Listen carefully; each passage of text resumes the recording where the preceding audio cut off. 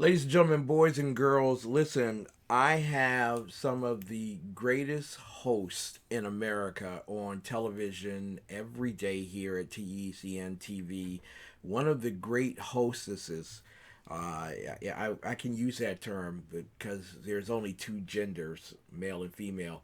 So she's a hostess. Uh, is none other than Dr. Jane Ruby, one of America's great conservative commentators and journalists, and it is a tremendous honor to have her as a network advisor here at TECN TV as we begin the formulation of a news division.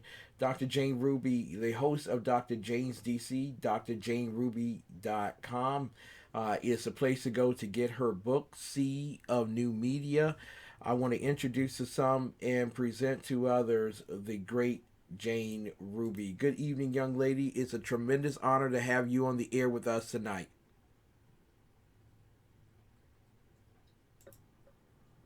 Great to be back.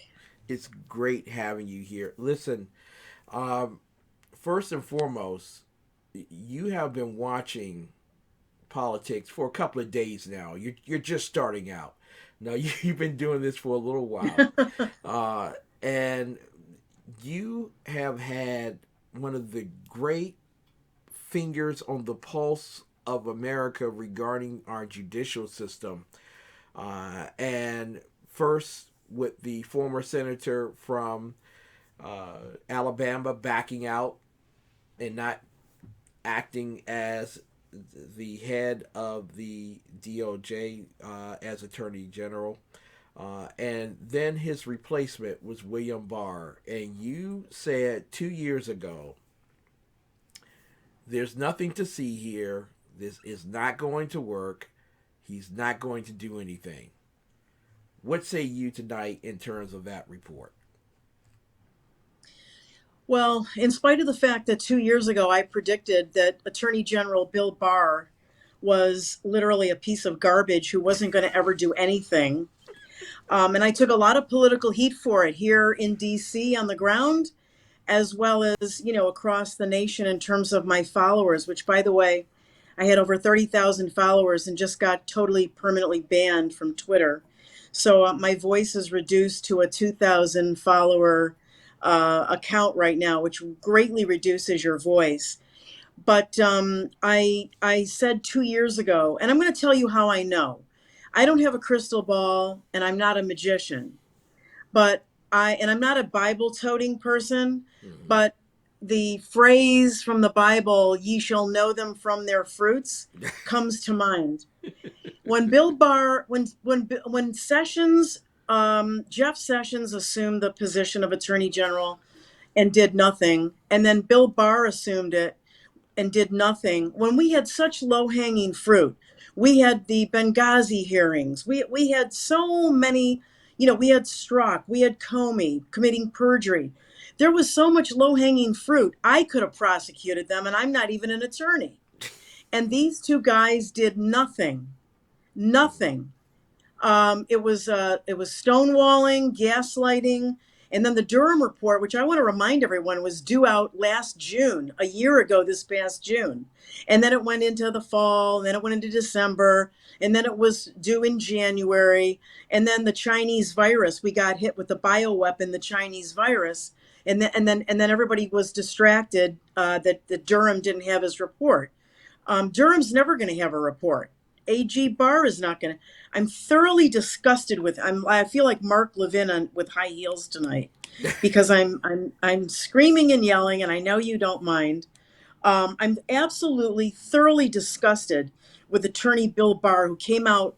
We've been sitting here on watching TV for the last days, and we've been watching witness after witness. And what Rudy Giuliani tells us is that there are literally hundreds, hundreds of hundreds, maybe thousands of affidavits. And we've heard maybe 50, 60 a day talk about large volumes of votes that were brought. Who ever heard of stopping the vote count? What justification was there for that? Who gave the word to do that? And on top of all the evidence we've been sitting here watching on TV for the last few weeks, he has the nerve to come out and say that there uh, no evidence of voter fraud that would change the outcome, Mm. right to our faces. This guy is a criminal. And the other clue was that if you really dug back into his background, he's dear friends with Bob Mueller. Yeah. And by the way, he also just told Durham to continue on the Russia collusion investigation. I thought we were done with that, and we're in the middle of losing our republic tonight, and he's going to perpetuate the Russian collusion investigation? Well, can I play devil's advocate with you, Jane? And Oh, sure. you Knock know how yourself out. you know how I love doing that with you. Let me play devil's advocate here, Jane. He understands the swamp in that they had Hunter Biden's videotapes of him with the former president of the United States' daughter uh, in a hotel room with cocaine and credit card. And she was underage at the time. They had all this evidence about collusion with the Chinese and Hunter Biden and Joe Biden and as well Hillary Clinton, and he watched as being the attorney general, knowing that Christopher Wray was the FBI director and wasn't doing anything. So what he basically is saying is this is a dysfunctional governance. There is nothing I can do, and the best bet for the president is to continue fighting into the courts, go to Supreme Court, and get the uh, election overturned, and then come back and clear the mantle, get rid of everybody that you can starting on day one. I can see the smile on your face. You really believe this. You believe this right here. Every judge and lawyer I've talked to said he didn't have to say anything today. Okay, he could have just let the legal process play out as you just suggested, but he didn't. He had to get his big fat mouth in there today and make it look like, or at least perpetuate the left wing narrative that there's nothing to see here. Mm-hmm. That's number one. Number two, I'll tell you something else that I believe. The reason he didn't go after any of this, he could have gone after it months ago, even before the election, when he had all this information, tons of this Mm-hmm. information. You know why? Because he would have had to have answered for why it was on his watch, right? That they don't Exactly. call it Dr. James DC for nothing. Okay?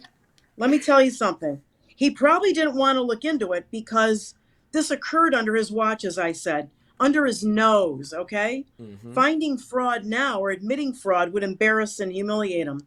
So no balls bar bows to the mob. He's a disgusting disgrace to our country. And I hope President Trump fires him on the same day he fires Christopher Wray. And I don't know what he's waiting for. I love you, President Trump, but giddy up. Let's get the scumbags, the swamp, get these snakes out of there. Here I Weed them am. out of the mud. I gotta play devil's advocate again with you. This is Why? Donald Trump's fault. He should not have hired either one of these guys. This is his fault. He picked these guys, right? Well, he didn't pick all of them. And you got to remember something. When you come into office as the president, I don't know if you ever saw the Bannon interview on 60 Minutes shortly, well, maybe not shortly, but maybe a year after President Trump was inaugurated. And he said something really interesting. He said, when you come in and you haven't been a politician for years, you don't have infrastructure. You don't have people that are already in place. You take what's there. And Bannon said a few days after the election, they went down to the RNC down by Capitol Hill. And they went into the offices with President Trump and Reince Priebus, that little rhino scum. I hate rhinos. I detest rhinos because they're helping to destroy our country with Yes. the Democrats. But I digress. So Reince, the little weasel, said, you know what? You don't have infrastructure. You don't have we'll use our people that are already in place. We'll have to live with some of the Obama holdovers. Well, guess what? President Trump, that's a big job. I mean, we can Mm-hmm. only all imagine it. And so he had everything to, to do to get everything. I think had a pretty steep learning curve, and I think he did well. But I wrote 2 articles about this, how the original sabotage was when somebody deleted the greatagain.gov website. Remember the website where all of Yes. us as citizens could submit our resumes for different areas that we had expertise in? Well, I was working in the White House at the time, and I was directly told by somebody that database, I said, why are you so short staffed? You've got, 55,000 people, might be up to 100,000 by now in that database. And I was told, oh, that was accidentally deleted. Oh, I thought, Accidentally? I thought nothing was ever deleted. I thought nothing is ever disappeared from a mainframe, which it isn't. Mm-hmm. Okay.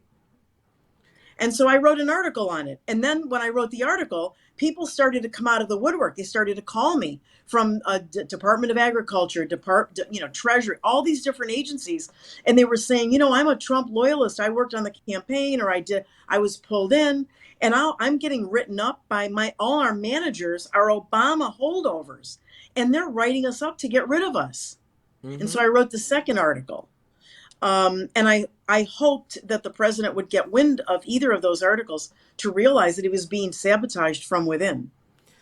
Jane, um, I don't know I tell about it you. like it is. I know. That's why we love you on this network. We're glad that you're back on this network, and that you'll be helping us form a news division, because the truth just isn't getting out there. I want to play this clip for you real quick because I've heard a lot from black people.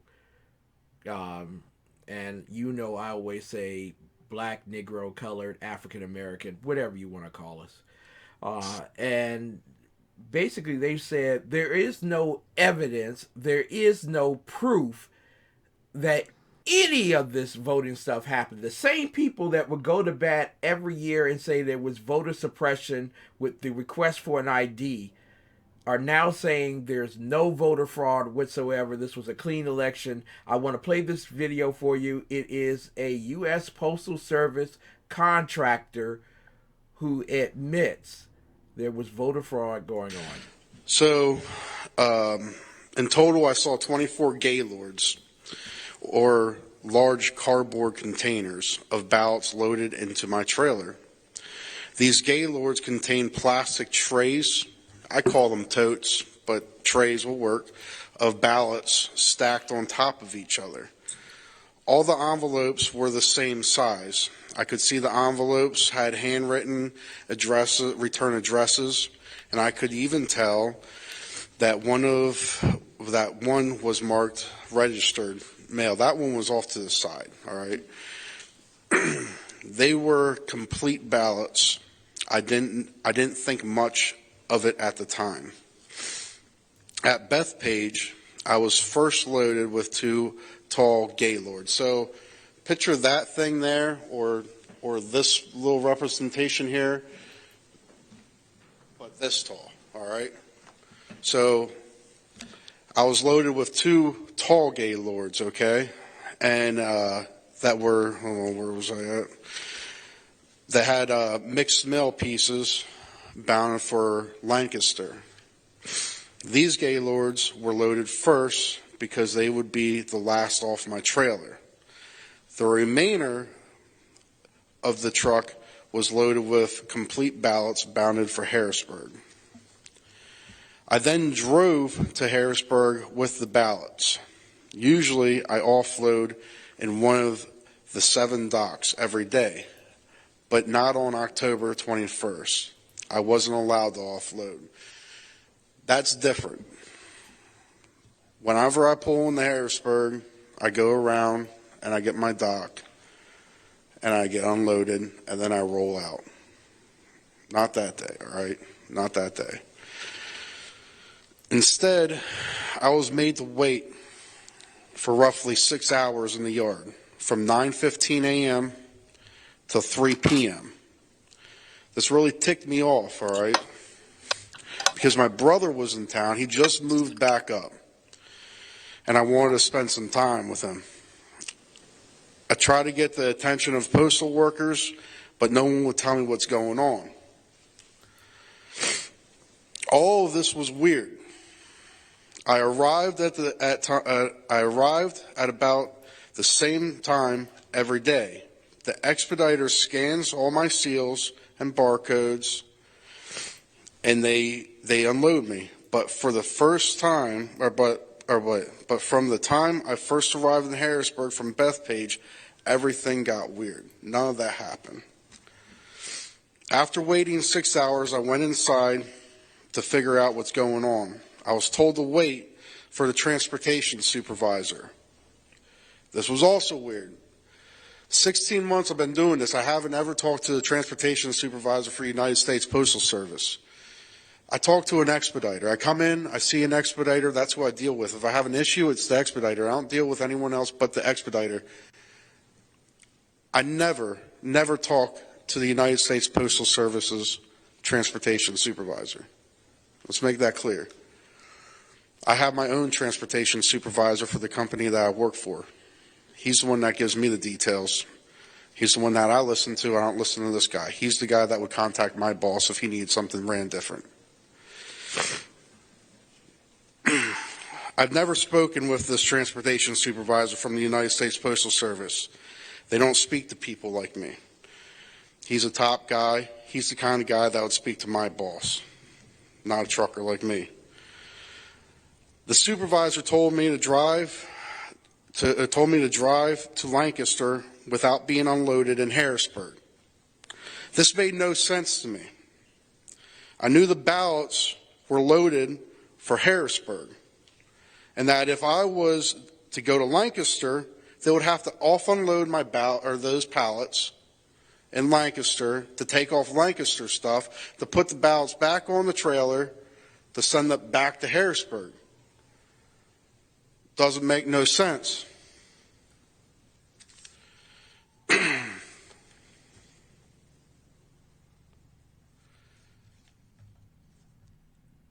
This was a real screw up in my thinking. I wanted my ticket. So whenever I go to a place, when I go there and whenever I'll leave, I'll get a ticket. I'll get a ticket, a slip, whatever you want to call it. It's the date, time that I'm supposed to be there. It'll have my trailer number on it. It'll have how much I'm loaded. It'll have the seal number. It has my name. It'll have who was the expediter. So I wanted my ticket, my slip. I call them tickets. Some people call them slips, okay? And then because I was there for 6 hours, I wanted my late slip too, because I wanted to be paid for sitting in that yard for 6 hours. So I wanted the ticket and the late slip for stopping in at Harrisburg. Also, I wanted it because if they're telling me to take this load to Lancaster, I don't want to pull up the Lancaster of Harrisburg crap and be like, yeah, they just told me to come here and not have no ticket, because they don't look like I just came straight here, you know. Just to prove that I was there. And so others would know I wasn't the person that screwed this up. A ticket is always provided to a driver when they arrive at a United States Postal Service facility. It proves you were there. The transportation supervisor refused to give me a ticket and told me to leave. I then demanded he give me a late slip, since I wanted to get paid for the time I was sitting there. And waiting for them to offload me, he refused to give me that too. He was kind of rude and wouldn't explain anything to me. He just told me to go to Lancaster. I then drove to Lancaster, unhooked my trailer in its normal place, and then drove my truck to where I always park it in a nearby lot, and then I went home. The next day, it just got weirder. As I arrived at Lancaster's United States Postal Service facility with my tractor, I went to hook up to my trailer, and my trailer was gone. Not there no more. 10R 1440. Since I started driving that Bethpage route, I've always had trailer 10R 1440. I like that trailer. It was a nice trailer. I know you guys probably don't really know nothing about truck driving or trailers or anything, but the rear tandems had if you're driving light, the rear tandems the front axle will actually go up. Nice air ride. The doors on it worked great. Some of the trailers that place has, you could honestly put it on the back of a carrier and drop it off in the middle of the ocean and no one would worry about it. So that trailer I really liked, okay?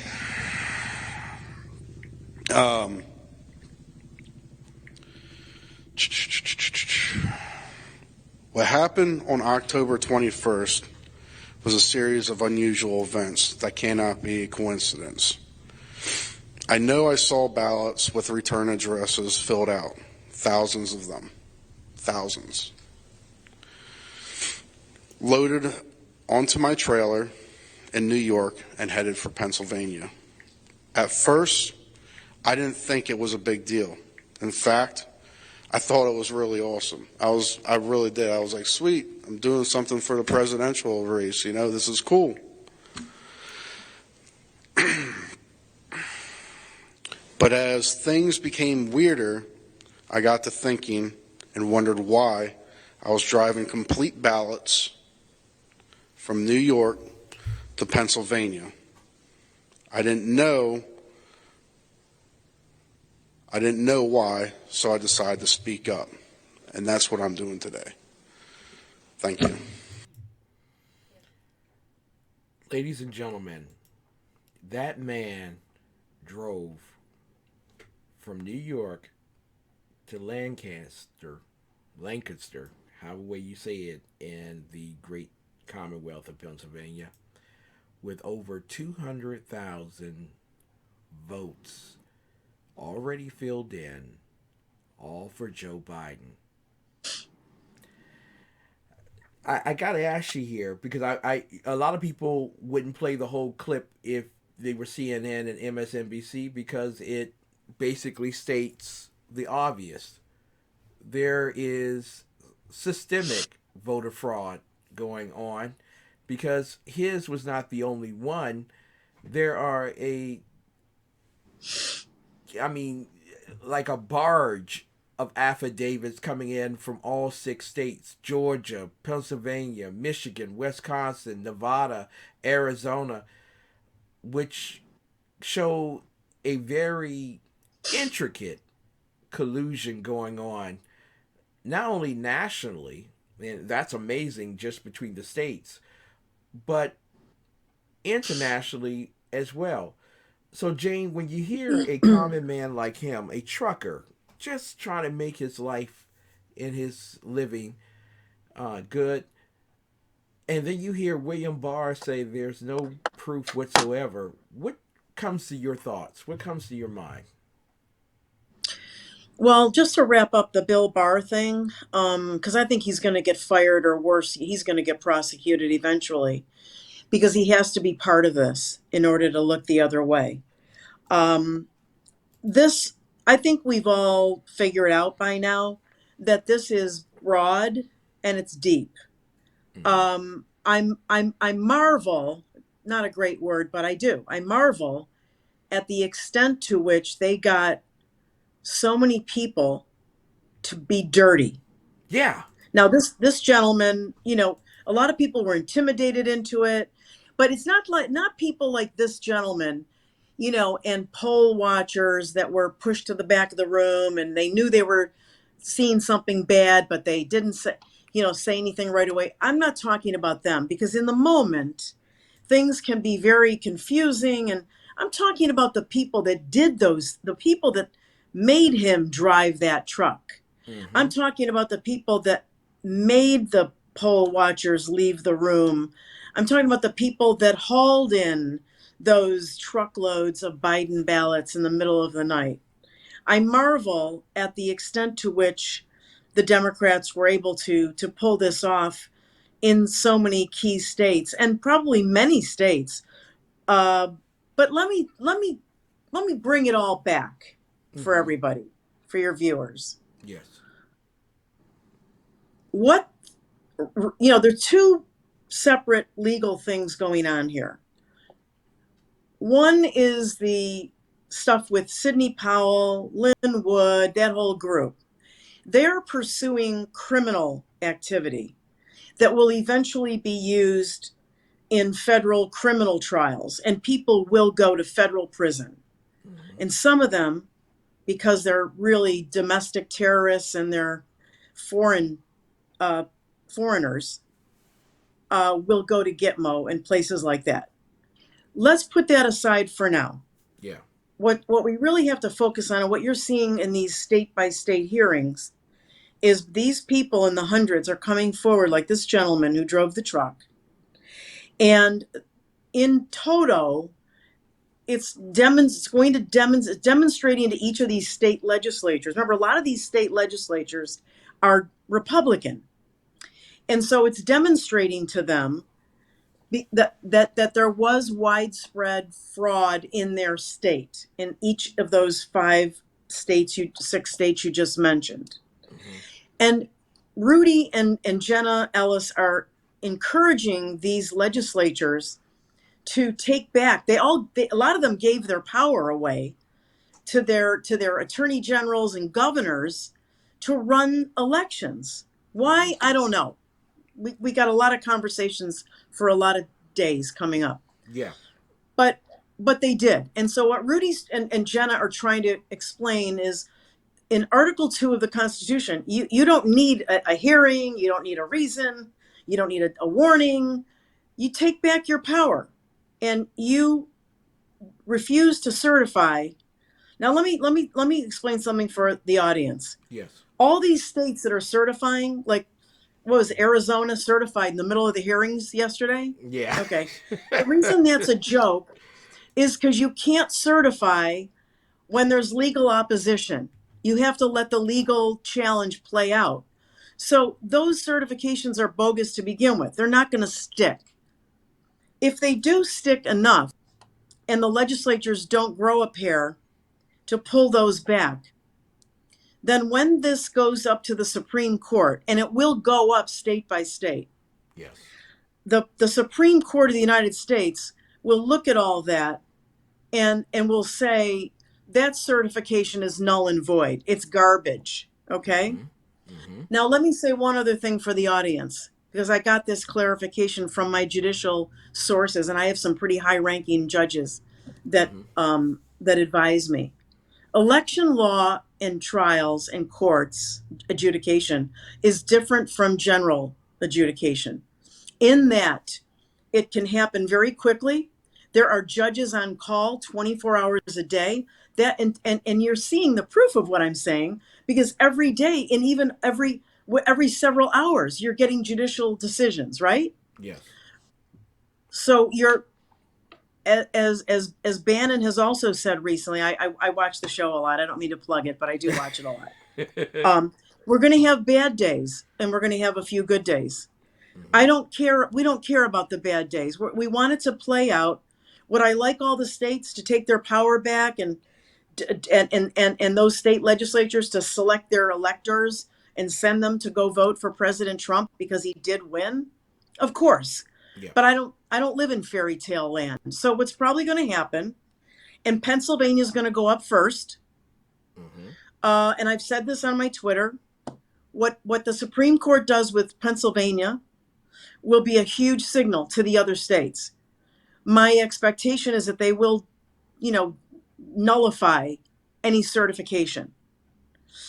And the reason, and when they do that, the other states are going to go, holy moly, we better, make sure we better audit now. We better make sure our certifications are clean. And guess what, ladies and gentlemen, they're not clean. Yep.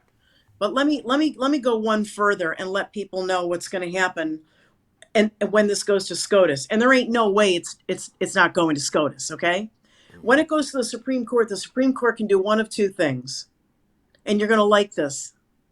You're going to like both things. The Supreme Court can either decertify or nullify the certifications when they see that there's been enough fraud across numbers of states that you just can't get at a free and fair election. Yep. They have the option through the Constitution to then take it out of the hands of the people and their vote and toss it to the House of Representatives. You say, but Jane, the House of Representatives is majority Democrat. We're in trouble. You're right on the first count, you're wrong on the second. Mm-hmm. It is a one vote, one state, one vote. If the Supreme Court tosses the election to the House of Representatives, the majority of the state legislatures are Republican, and by virtue of the Constitution rule, they have to vote along their party line. Mm-hmm. So in that case, there would be a majority of Republican legislatures that would vote for President Trump. The other option that the Supreme Court has is they don't have to do any of that. They can nullify the certifications across these 5 or 6 states, and they can declare, they have the power to declare without repercussion that President Trump is the president, reelected. Now, Jane, I love You're you. welcome. I love You're you, all Jane. welcome. Yeah. You're all welcome. But Jane, Now, can I add in one more thing? yes, of course you can. Let's have a little history lesson, my friends. This has happened before? No, Okay. but I'm just going to throw out some fun facts Okay. for you all to think about with regard to the Supreme Court. Mm-hmm. The fun facts are, who do you think was driving the besmirching of Justice Clarence Thomas was it 1995? That's correct. Okay. That's correct. Who do you think led the pack in trying to destroy this distinguished legal scholar's life and reputation? I'll give you 3 guesses, and the first 2 don't count. Anybody know? I'll go with Joe Biden on this one. Joe Biden for 1,000, Alex. That's right. And I'm not saying that Justice Thomas isn't even tempered. But let's look at the facts, ladies and gentlemen. We now have a majority conservative court, even without that skank, John Roberts, okay, who's a phony. Thank you. We do have a majority. We have 5-4. And guess who's the senior justice of the conservative group? There you go. Clarence. Go ahead, take a guess. Thomas. The Honorable de facto Chief Justice of the Supreme Court. The de facto Chief Justice. And who's probably drooling, all due respect, Your Honor, probably drooling and chomping at the bit. Anyway, it's just a fun fact. But, it doesn't bode well for, Joe Biden. Anyway, I think it's important for people to know this has to go to the Supreme Court. I believe it will. And when it does, you're going to see one of 2 outcomes.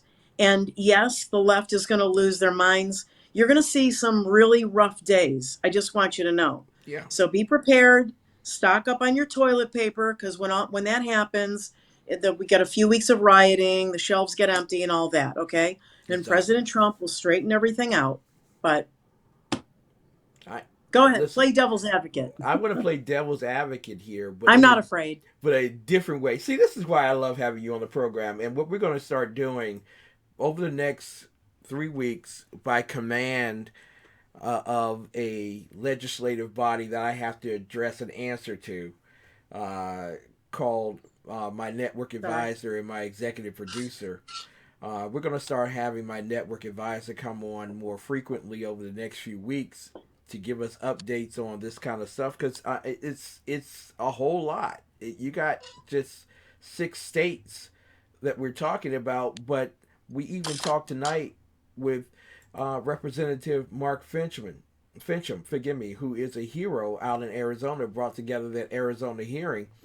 And we're talking tonight about the whole concept that you can't seat Mark Kelly and the U.S. Senate because all of Arizona has been disenfranchised as a result of the cheating. So I got to give you this proposition. I want to see if it makes sense to you. I have a picture up right now of Senator Feinstein with Senator Kamala Harris, both from California, both Marxists in their own right. Right. But and bear with me because people might think I'm out there on the ledge, but in the sense of conflict of corruption, China, China, China, instead of Russia, Russia, Russia. Richard Bloom, is the husband of the senior U.S. Senator Dianne Feinstein, Democrat Marxist of California. He happens to own 60% of Dominion Voting Systems. Now, bear with me now. Bear with me.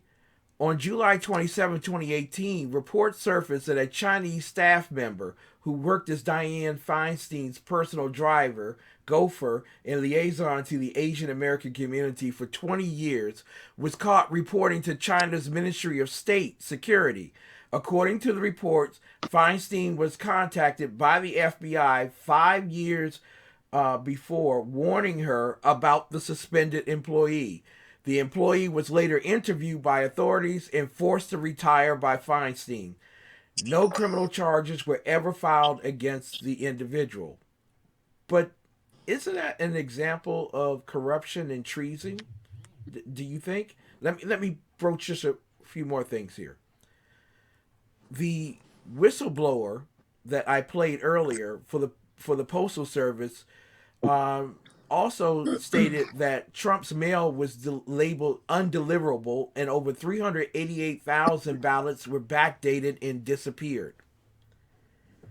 Well, U.S. Senator Kamala Harris is a minority member of the United States Senate Committee on Homeland Security and Governmental Affairs.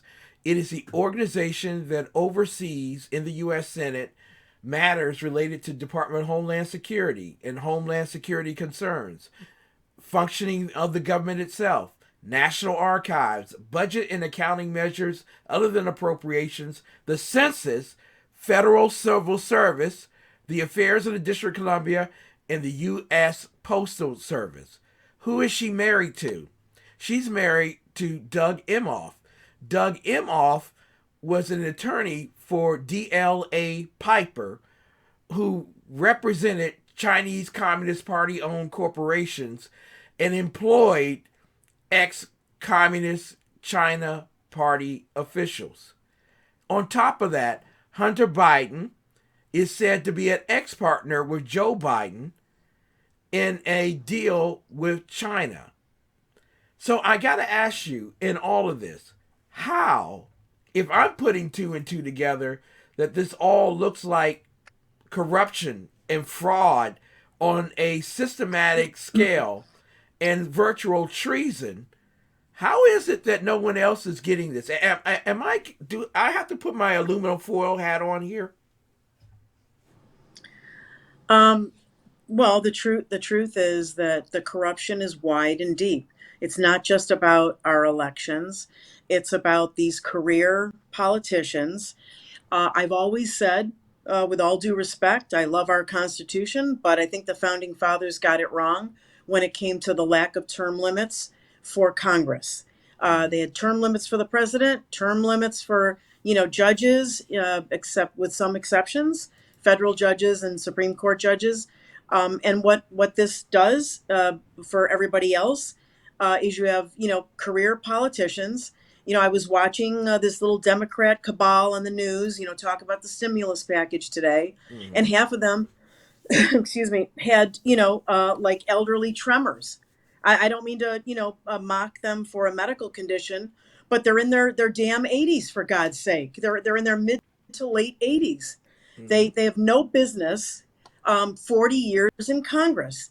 That breeds contempt. It breeds corruption and graft Mm-hmm. and crime and treason. It breeds all those things.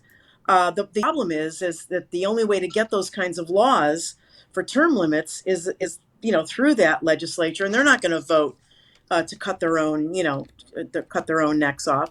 So we have a real problem with that, and they are most of them are or when they're new, they go in all bright-eyed and and all that. There should be term limits, two at the most, and we'd get a fresh rotation of new thinking. And when I talk to people that are my son's age and people in their 20s and 30s, yes, most of the time I know better, but a lot of times they know better and they know new and they know fresh and they make me think of things and look at things in a different way. So we have a serious problem with our politicians.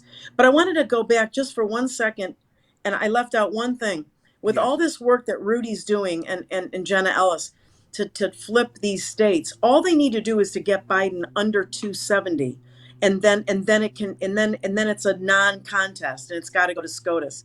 That's one way to get there. The other way is to just bring up all these states to demonstrate that this fraud was widespread. But I did want to mention that Yeah. once they get Biden under 270, with one or two of these states that were decimated with fraud, that's all they need to for the Supreme Court to act in one of those two ways. So people keep going, is there enough runway? Do we have enough time? It's already December 2nd, 1st, whatever.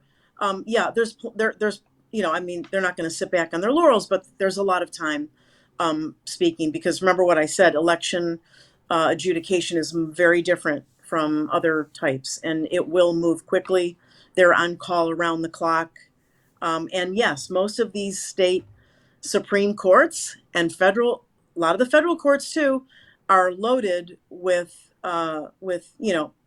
either rhinos or worse, Democrats. But it's okay because it has to fail at those levels before it can go up to SCOTUS. SCOTUS is not a trial level; it's an appellate level. So the Martha Mc ultimate, but it is. Martha McSally uh, has given wishes to Kelly out in Arizona.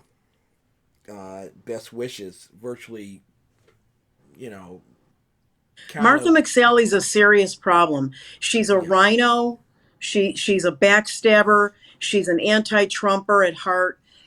She makes me sick to my stomach. I don't know if people realize who Mark Kelly is, but he's married to Gabby Gifford, who was Yeah. unfortunately shot by some guy, who walked up with a gun. So now they're anti-gun and anti-Second Amendment, and he's a socialist, Hmm. in his other policies. But I do agree with you, just to get back to what you said before about him.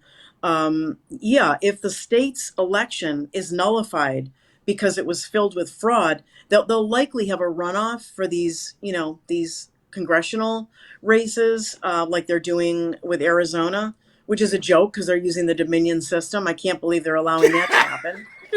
But go ahead, Georgia. Knock yourselves out. Yeah. There's a movement underfoot I want to bring to your attention with Yes. some low-level MAGA people that I don't respect. There's a movement to block Kelly Loeffler and who's the other um, Purdue. Republican running. Purdue. Pardon? Purdue. Purdue, thank you. Hmm. Sonny Purdue, because they're rhinos, right? And they want to teach them a lesson. Hey, any other year, bud, but not this year, because we're not going to give up the Senate, okay? Our lives will be a living hell, even if President Trump does, get back in, which I know he will. If you have a House and a Senate that are Democrat, it's just going to be a miserable 4 years like you've never seen, okay? Impeachment after impeachment after impeachment. So, no, Exactly. we're not going to get rid of those two rhinos this year. Sorry. Yeah. And along the lines, and move just a little bit to your left, so we can get you into the picture. Just move a little bit to your. There you go. Absolutely. See, the quality of the Whoops. program just went up 100%. Okay. Sorry So about that. no problem. But I We're just want we're to say, winging it a little bit tonight. I'm yeah, winging it in terms of technology tonight. you know, Here we go. this is the author of the Sea of New Media, and even she will say that TECN TV was further ahead than even Fox or CNN in terms of broadcast television. There you go, the Sea of New Media, a Sea of New Media. Get your book today. You can go directly to drjaneruby.com and pick up your book, put your order in, get it for Christmas, give it to your kids, because actually she's a heroine. She really is, because of her Well, writing. It inspires so many people to do exactly what we're doing tonight, and we do it at a very high level. Um, but I gotta ask you here. This won't be the last time that you're back with us on this nights on these nights. But does it make sense for the state legislatures right now to begin planning special elections for all federal seats, because this has been a disenfranchised election, and on top of that, that only ballots with voter ID, fingerprint, and authorization somehow is allowed, some type of computer code or whatever on the serial code or whatever on the ballots. Your thoughts? I don't even know why this is an issue. You know, when people go to get a driver's license at the DMV, and they say, well, let's see your, your birth certificate and other proof of identity. No one says this is driver suppression, right? What am I missing, folks? You have to show that you're a citizen of the United States. If I go to London, England, or Serbia, or India, I can't just walk into a voting booth. I have to be a citizen. I have to Mm-hmm. show identification. I don't understand why this is even an issue for discussion in the United States. So, Exactly. you go to get a nursing license after you go to school, and you have to show all kinds of proof that you passed school and that you are who you are. And nobody says this is professional suppression. It's just ridiculous. It's a Democrat narrative. We got to get rid of it. Stop with the Democrat narratives, folks. Dr. Man up a Jane little bit. Ruby with us tonight. It is always a great joy. Muchas gracias. Thank you so much for being with us. We look forward to your return. And if you really want a great program, you can go see her tomorrow night. If Uh, you're on, all right, we're off this week. off We this had week. some Yeah, emergency meetings in DC, and more about that next week. there So you go. tune in next Monday night, and or if I don't show up on Ken's show before that. Exactly. Dr. Jane Ruby, Dr. Jane's DC, drjaneruby.com. She is a tremendous warrior. I get to hear the warrior part more often than this right here. So, you all are blessed this particular evening. Thank you Thanks for so the much, honor, Jane. Ken. Yeah, it's a Thanks for great being. joy. Thanks for having me tonight. It's a great joy. It's a great joy. Looking forward to working with you in the future. We got a lot of stuff. I still got to play. I'm going to, because I own this television network, I am going to go over and I'm going to show you the evidence that William Barr has not found, that the FBI can't find, and the proof that the CIA, ladies and gentlemen, was involved in killing 5 American soldiers who were just trying to get the servers back. We'll be right back, ladies and gentlemen. More of the best right after these messages.